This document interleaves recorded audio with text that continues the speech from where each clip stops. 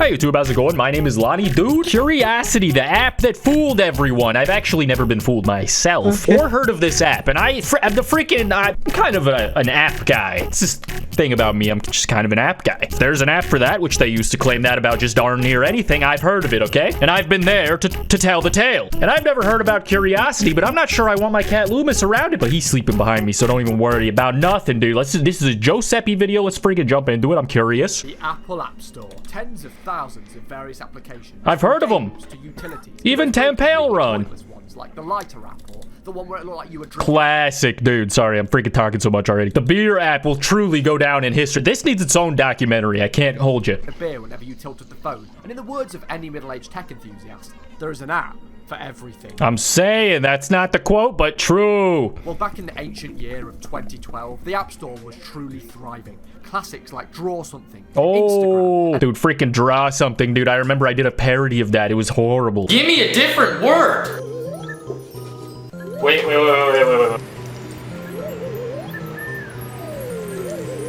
Huh.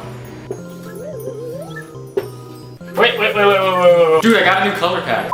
Good times. Angry Birds Space. Played that. Alright, number 2 is Angry Birds Space. I'm just kind of an app guy. Good times. Which was just like the original Funny Bird game, but in space. Here is Pig. Not to mention the classic. Back when they used to freaking actually make good ideas. Space game, make more bird. I'm losing it. You want to see it? Relatively new and Linus, let me see your tech tipper. It was only a matter of time before keen developers were trying to get their piece of the Apple Imagine being keen to get a piece of this pie. pie and become the next big thing. Well, somewhere in England, Flappy English Bird? game designer Peter Molyneux was going to Nope. take his piece of the pie and he was going to eat the shit out of it. What? That's a bold ass threat. Background context on Peter is he's a pretty Okay, so I have heard of this actually. Maybe I just freaking didn't know all of it, but I feel like the controversy with this guy is he had some sort of Kickstarter that may or may not have resulted in a game coming out that people were less than happy with. Maybe it overpromised, underdelivered type thing. I'm not sure, but I'm sure we're gonna learn. piece to all of this. The real star of the story. It was the 1980s and Peter was out selling floppy disks loaded with games. Damn, before my time. What is that? What are those? He quickly discovered it was the games on the discs. Oh, my dad works there at Nintendo. And not the discs themselves. So realizing the potential of selling video games in the early 80s, Peter went ahead and made his very own game. Is that right? Entrepreneur. A text-based Never heard of it. game. What the fuck? He manually duplicated hundreds of copies onto tapes and advertised the game. Now you can listen to my game! Ad slot in a gaming magazine. He was certain the game was going to take off. In fact, he was so certain, he thought his letterbox would be too small for all the envelopes from avid customers. Nope. So he quite literally cut a larger letterbox into his door. So with his stock ready, his advertisement public, and his letterbox enlarged, he waited and waited. Dude, he's got a gaper on his front door! He's ready! The sales figures rolled in. A whopping 2 copies, one of which was from his own mother. Yeah, it was a total flop. So Peter and went from game designing to selling baked beans in the Middle East with his buddy Les Edgar under the company name Taurus Impex Limited. What the hell is this, dude? Freaking, I feel like you're messing this up, self-sabotaging a little bit here, Peter. You're bad at naming stuff. The entrepreneur, that sounds like what you failed to do was market this quirky game. Maybe you would have started with that, naming it something less boring. Snooze fest. Also, Taurus, I freaking don't know what the stars and stripes and the moon and stars say about you guys. Something astrology, I'm not a fan. Bad name, change it. Because believe it or not, Commodore International, you know those guys that made computers back in the day. Never heard of it. Oh, those guys. Took Peter's company, Taurus, for a much larger networking company at the time, Taurus. During his shipping, I think this happened with the LolCal podcast. Oopsies. Taurus. But then he wouldn't have any free PCs. So of course, he accepted all 10 Amiga systems, sacked the baked beans off, and produced a networking software for the Amiga. And even after coming clean to Commodore, they released the software to moderate success. Now, it was the money from this that allowed Peter and Les to start Bullfrog Productions in 1987. And things really took off. Bullfrog! Populous. You must see it. It is the greatest game I have Bro, if you're this much of a nerd, you deserve to get scammed in the future, 30 years in the future. ever seen. I'm just saying, I'm not afraid of you! Minecraft was then acquired by EA in 1995 and after Head Studios in 1996. Wow. They went on to produce, I don't know, the entire Fable series. Whoa, a bunch of Fables. 12, Peter left Lion's Head to start work Stinky. 22 cans. And it's here He really is bad at naming stuff. I don't know if he named it, but still. So, we're back up to date. 22 cans. The App Store is ripe and ready for the taking. It's ripe and supple. Go, Peter. Under his belt has a concept for an app. Something big. Go, Peter, go. A social experiment played by millions all at once, contributing to one end goal. Well, Peter came up with the idea of a cube. A giant cube made up of billions of tiny Yeah, I don't remember this app specifically. The idea being that players would slowly chip away at the cube simultaneously over time to remove layers. Well, this idea would go on to become 22 Can's first game. An app named Curiosity. But to remove confusion with the Curiosity roller, it's like Mr. Beast's finger on the app challenge. Finger me on the app challenge. Gone wrong. Extended. Curiosity. What's inside the cube? What's in the cube? What's in the cube, Peter? Was life-changingly amazing by any definition. So with the concept fully realised and people excited for this mysterious app's release, Curiosity swiftly entered development and was submitted to Apple on the 28th of September 2012 for a planned release of just a few months later on November 7th at 12:22 AM. Or at least that was the plan. Unknown to 22 Cans, Apple released the game a day early on November 6th. So Peter, who was at a conference in Israel at the time, frantically flew back to the UK and got the Android version out the same night. Well, within 3 hours, Curiosity had over 100,000 downloads, putting major strain on 22 Cans servers, leaving thousands of avid players unable to even get in to access the cube on the opening night. Oh my god, no way, no.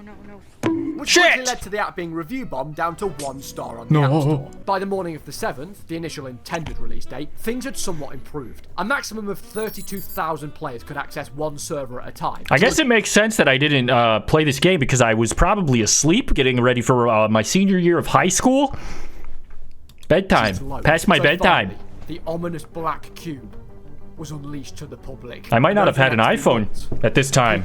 Maybe I did. I don't know. Probably. Away at that phone screen. It's Mr. Beast Minecraft! What the fuck is this, dude? 8th, just one day after the planned release, the first layer of the cube is chipped away, consisting of 100,614,152 individual cublets. Whoa. 2 days later, on November 10th, layer 2 was gone. By November 25th, Whoa. 20 days in, we lost interest completely. Removed. As layer after layer was gradually worked down, the cube slowly started to change and evolve, different colours and images being revealed over time, and strange white text would float around the faces of the cube. Poggers! After enough time, players became inventive, using the surface of the cube as a canvas of sorts to carve out messages, patterns, and suggestive artwork. Now each cube that you chipped away at would grant you coins that could then be used in an item store of sorts to buy different tools to mine away at the cube faster. Some players even produced manual robots to help mine away. What the fuck, dude? This was in 2012, so I mean, idle games were maybe a thing, but not a big thing yet. A small group of die-hard players had racked up a coin count upwards of multiple billions, a bug that wiped every single user's coin count in a matter of seconds. Nice. In fact, whilst the project had this godlike, mysterious aura around it,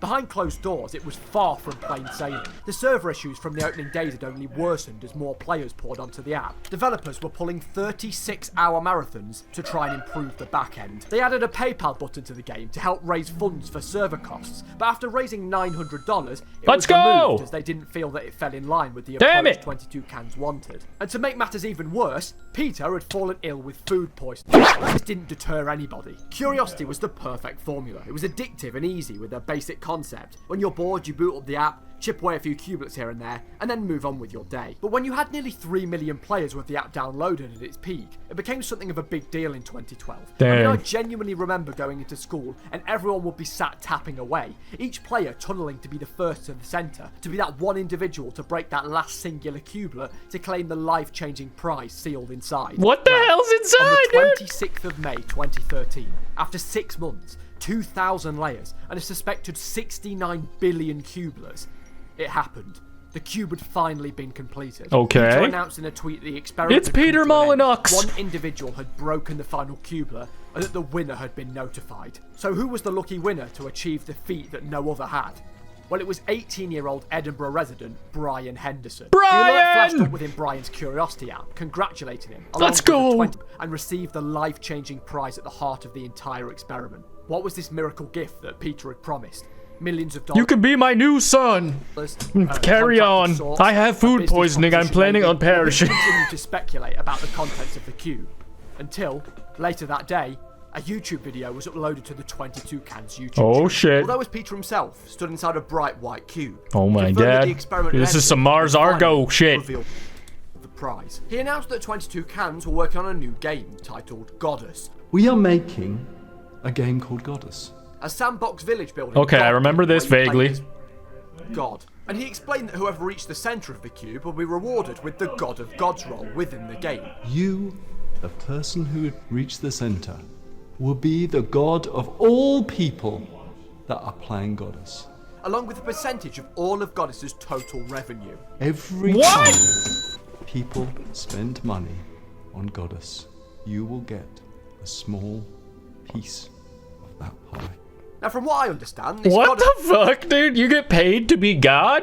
That's a sweet gig for playing Minecraft, I guess. I'm assuming Goddess was the fan-funded game then that I was thinking of. Freaking, unless there's another game after this. Dude, this is so interesting. I forgot what I was about to say, though. Oh, this is like a freaking, it's Willy Wonka vibes for sure, dude. But with a free mobile game, I guess. And this God of Gods role was part of the multiplayer mode of Goddess and would allow Brian, in this case, Brian! to control the entire multiplayer Let's fucking go. It was a lot different from what people expected. It wasn't a fat wad of cash or anything. But hey, a percentage of all revenue from a game made by the man responsible for the entire Fable series could be pretty... That's pretty cool. Life-changing. And the God of Gods role is pretty random as hell. The game grew and had a large active community. I mean, imagine taking a game that's played by millions and you being the figurehead individual that most people that play the game probably know. Now for Brian, he just casually downloaded the app, broke a few blocks, and finished the cube. He was an All it ordinary did is work. 18-year-old studying graphic design in Edinburgh. And being born in 1994, his childhood Just like me. games would have been more down the PS1 route, not the Atari. He'd heard of Fable, but never played it. And Same. besides a video with the Yogscast, Dude, me and Brian, we're like the same no guy. idea who Peter was. Exactly. Prize, Brian hesitantly reached out to 22 Cans through the email on his app. Brian typed out a lengthy, thought-out email. Did I win? Yes, Did I win? 22 Cans replied, asking Brian for his full name, where he's from, and providing him with a contact phone number. What the According hell? to an interview with Eurogamer, Brian was pretty casual about the whole thing. I mean, it had come out of nowhere, really. But the idea of a large sum of cash off a huge game was a pretty exciting prospect for an 18-year-old. He received a text from Peter, writing, if Goddess is successful, you're going to have an amazing year. And a week later, 22 Cans had organised for Brian to visit their offices and paid for his flight and travel. So Brian eventually Okay, arrived I'm at the Brian. I'll 22 be Cans there. station by Imagine asking God to come through. Peter himself. Now, this was big. This was the day that Brian's life would change forever. He was going to sign a contract that would potentially grant him hundreds of thousands, maybe millions of dollars. Not to mention that God of Gods role. Or at least, that's what should have happened. Instead, Brian was placed in front of an early, half-finished, rough model of Goddess with basic functionality, and ended up Epic. sitting there for 3 hours straight, until he was eventually taken into a side room. Finally, there it was. Huh? The contract. What all of this was for. Oh, One no. singular pen stroke and Brian's life would be changed. Brian. But what exactly was the percentage cut of revenue that Brian would receive? 10%? 15%? 20%? 1%. Brian was legally promised 1% of all revenue from Goddess, and that almighty God of Gods role, while the multiplayer mode hadn't even been developed yet. And thanks to the wording of the contract, nothing actually stated that 22 Cans had to deliver on their promises to Brian. Oh my god. I mean, it's like, it's all just such a stupid idea. If they didn't want to actually do it, why even say all this, I guess. And the thing is, it's like, if it got them a lot of press, I guess that's why, but freaking, I just wouldn't necessarily have expected it to, but I guess, what the hell did I know? Dude, freaking 2012, different time, you know? Let me get, Of course, a somewhat deflated Brian signed regardless. See you, Brian. What did he really have to lose? Then to round the night off, 22 Cans took him to a local pub, where they apparently had their backs to him the entire night. Nice. Until staff member Tony brought over some Jägermeister. Nice. He didn't even turn up to the pub in the end, and caught a flight to a games convention. I mean, that's exactly what you want from a life-changing prize. 3 straight hours on a half-produced game, a slither Well, he's of the not revenue, Willy and Wonka, is he? One for a middle-aged game developer. It wasn't all doom and gloom though, because Brian was sent home with a signed poster and the t-shirt. Imagine, no disrespect necessarily, but I'm not hanging this in the crib, and I'm not wearing this in front of the hose, even if I'm Brian. Yeah, that's crazy. After his visit to their offices, Brian would repeatedly You're email right. the 22 Cans team just to try and get some sort of idea on what was happening. Weeks turned into months, and after a year of regular emails, Brian lost hope. Goddess had launched on Steam Or early lost interest. access by this point, and they'd even announced... Anyone else notice this game looks like complete dog shit? Never played it, but it just looks horrible from what they're doing. They're just fingering sand. Brian did eventually receive an email from 22 Can's financial chief, Peter Murphy. Not to be confused with Peter Molyneux. Peter? Brian hasn't received anything. Not a penny from Goddess, no God of God's roll, no contact with 22 Cans. Although, after the mess of the whole situation, Brian didn't really seem to care too much. So in the end, that's really all that matters. Really, like, whatever. So in the end, Curiosity's prize, to put it lightly, was shit. Our version of the game only just bringing in enough cash to keep the company afloat. Well, you're gonna have to not float because Brian needs his check. As well as numerous layoffs, only making things worse. They say that Curiosity killed the cat. Well, it seems it also killed an iOS game development studio. Damn, got him. What? That does not look real. For some reason, in the middle of development for Goddard. Oh. Dick. Head. And it Pricks. always been an interesting memory in the back of my head. But Peter, of course, grossly overpromised on the prize. Polishing those features much more than we polished anything before. Peter, come on. We've all polished something a little more than we're proud of, Peter. Are you sure you can't ponder and poach your finger on anything in particular? Poor Brian. It looks the same. It all looks like Roblox in watercolors. Peter, well, actually, what is Peter doing? He's working on an NFT game. Oh, brother. Pray for Peter. Well, I guess we'll see where that one goes, eh? And with all of that said, goodbye. Hell yeah, dude. I can't believe I freaking never heard about this, or at least didn't know the freaking details, but maybe it was all said and done by the time I heard about Goddess. Shout out to Joe Seppi, dude, for making this video. This was fire. Appreciate you guys watching this freaking reaction video, dude. I guess I was wrong about the Kickstarter thing, but freaking maybe he did one later. I don't know for sure. I might have just made it up completely. A fable of my own, perhaps. Fable 4. Out the door, Tony Hawk 64. Thank you for watching this reaction video, dude. Hit the like button if you enjoyed it. That helps me out a lot. I always appreciate it. Subscribe if you're new, and I'll see you in the next one. Thanks for watching, boys. Peace.